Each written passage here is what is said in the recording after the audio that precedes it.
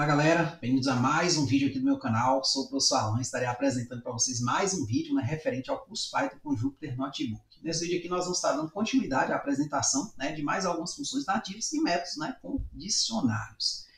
Nesse vídeo, especificamente, falaremos dessas funções e métodos aqui em tela. O primeiro deles é o dict. O que esse método, essa função faz? O dict aqui é mais para o caso de uma função. Então ela cria um novo dicionário a partir de outra estrutura de dados. Por exemplo, você pode criar um dicionário a partir de uma lista de tuplas ou de duas listas separadas. Então aqui eu tenho uma lista 1, janeiro, fevereiro, março, e aqui uma lista 2, formada pelos números 10, 8 e 5. Eu gostaria muito de gerar um dicionário onde a lista de cima, a lista 1, com os meses do ano, fossem as chaves e aqui fossem os valores.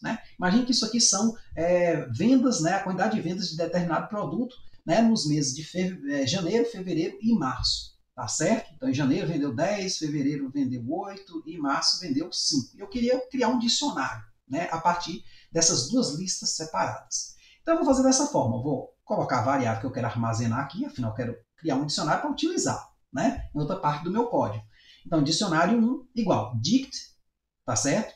Aí eu venho zip, lista 1, lista 2. Essa função zip é muito parecida com o que a gente já vem usando lá na parte de tuplas, A gente chegou a utilizar essa função zip. Então, o que ela faz? Ela dá uma juntada, tá certo? Faz como o zip de uma calça, ó, você passa lá, junta uma parte com a outra. Então, aí você vai ter nessa estrutura aqui. Quando eu compilar aqui, vai ser criado o quê? Um objeto, um dicionário. Ó.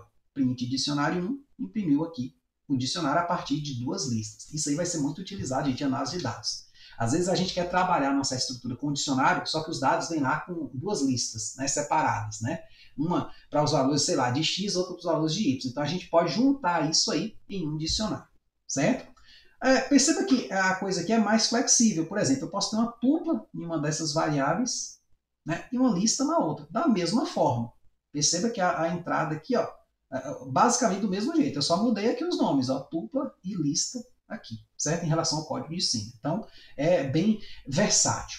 Claro que aqui você tem 67.0167, ou seja, a chave aqui é um número e o valor aqui é o quê? Outro número. Normalmente isso não é muito comum, mas pode acontecer também. A gente já viu lá nas primeiras aulas que o nosso dicionário ele é bem misto. As chaves só precisam ser valores imutáveis, tá certo? Como, por exemplo, uma tupla, como, por exemplo, um número, como, por exemplo, um string. Então, considerando variáveis imutáveis, então, você pode, ou valores, valores imutáveis, você pode estar colocando ele como chave, beleza? Nós temos aqui a função, no caso, o método FromKeys. O que ele faz? Cria um novo dicionário com as chaves especificadas e um valor padrão opcional para todas as chaves. Então, por exemplo, dicionário janeiro, fevereiro, março. E aqui eu quero as frequências, só que eu quero o valor padrão 0. Imagine que eu estou iniciando o meu sistema no início do ano. Aqui eu tinha 10, 8 e 5, ou seja, já atualizei depois de um certo tempo esses valores. Só que eu quero iniciar ele com todo mundo 0. Então eu vou usar esse método aqui. Então eu vou botar frequências, as frequências padrão, digamos assim, vai ser dict.FromKeys, dicionário, que ele vai pegar aqui essa lista, vai agora entendê-la como um dicionário onde eu tenho esses caras como chaves e os seus valores são 0, certo? E aqui, em seguida, eu vou imprimir essas frequências, certo? Vou dar uma separada para não ficar muito perto. Pronto, ó, janeiro 0, fevereiro 0, março 0. Então você criou um dicionário padrão ali para você ir alimentando e atualizando esses valores. Toda vez que tiver uma vendazinha ali, você bota lá no sistema, cai aqui dentro. E aí, nesse sentido, você criou ele com valor 0 para receber valores, por exemplo. Tá certo? Nós aqui podemos atualizar, ó, que é como eu falei, às vezes você pode ter 10 vendas hoje desse produto. Então você vem lá, ó, frequências, abre colchetes, janeiro 10. E aí vou imprimir as frequências. Ó, pronto, foi atualizado. Então é mais ou menos nessa ideia aí que você pode estar utilizando. Temos também o método get. O que ele faz? Retorna o valor correspondente a uma chave específica ou nome se a chave não existir. Isso que é muito importante, gente, porque às vezes a gente vai fazer uma consulta de um objeto no dicionário e ele não existe. Então pode ser que dê erro. Então se a gente usar o get, a gente evita que dê esse erro, certo? Ele só vai dizer, ó, não achou o indivíduo que você está procurando, não está cadastrado aquela chave lá. Beleza? Então aqui eu tenho dicionário matemática 9.1, física 8.2, química 9.0. Então eu vou fazer print dicionário.get física. Então ele vai buscar o que? A chave física. Por outro lado, se não existir uma chave, que é o caso aqui de português, ele vai retornar none. Ó, português não foi cadastrado. Tá certo? Então, imprimindo aqui, desculpa, executando aqui, ó. Pronto, 8.2, que é a chave correspondente, ou o valor correspondente à chave física, e none, o valor correspondente à chave português, que não foi encontrada. Então, não encontrou nada, botou none, certo? Temos aqui, né, o método itens. O que ele faz? Retorna uma lista de tuplas, onde cada tupla contém uma chave e seu valor correspondente.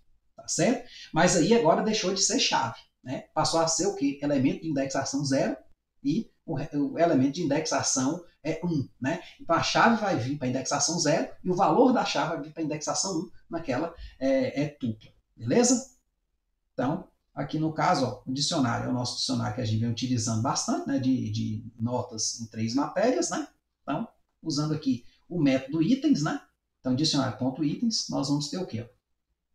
Matemática 9.1, né? Física 8.2 e Química 9.0. Então, perceba que ele fez o quê? Transformou essa parte interna aqui em tuplas. Tá certo? Nós temos aqui a função lendo, que essa aqui é batida, tá certo? Que ela retorna o número de elementos de uma tupla. Né? No caso aqui, desculpe, de um dicionário. Vamos fazer essa correção. É porque esses textos aqui são muito parecidos, né? Então a gente acaba, né, dando Ctrl+C, Ctrl+V para facilitar a nossa vida.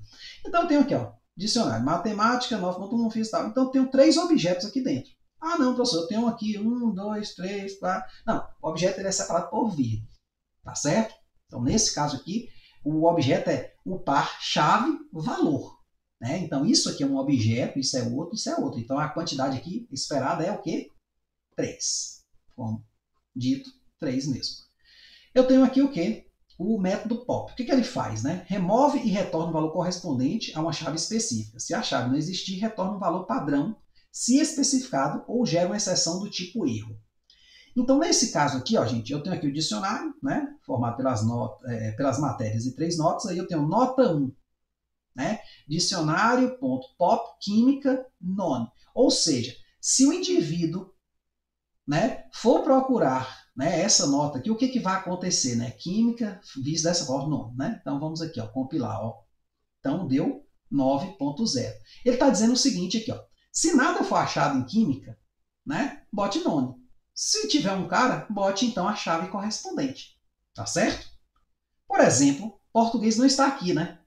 Então, se eu tentar buscar a chave correspondente a português, como ela não está aqui, ele vai retornar o quê? None. Certo? Então, é muito importante que você dê vários exemplos para você entender de fato. Então, eu fiz questão de, no material, botar assim, bastante coisa para você ir refletindo cada coisa o que significa, né? Porque muitas vezes você está estudando um livro, algum material, e ele só bota essa linha de código aqui, ele não explicita esse caso. Então é bom você se perguntar, poxa, quais são as outras possibilidades aqui? Afinal, ele falou ali várias coisas, se a chave não existir, né, tal. Então, pelo menos 2 exemplos aqui. Claro que eu vou imprimir o dicionário, ó. O que acontece? Ele removeu a chave química. Porque aqui falou, remove e retorna. Então, na verdade, ele não só exibiu esse 9 aqui, como ele também removeu a chave em questão, certo? Isso aqui é aquela indicação assim, pô, você tem que remover o cara, mas você quer ver antes de remover, o que você está removendo. Pronto, aí você vai lá e faz essa remoção e observação do objeto removido. A gente pode só remover, né? A gente viu que dá, né, para usar, por exemplo, certas funções, né, para estar removendo o elemento, né, de um dicionário. Porém, a gente aqui está removendo e vendo, né, a chave, o valor, né, da chave correspondente. Beleza? Então aí, cada um vai ter uma utilização prática. Beleza? É isso aí. Até a próxima.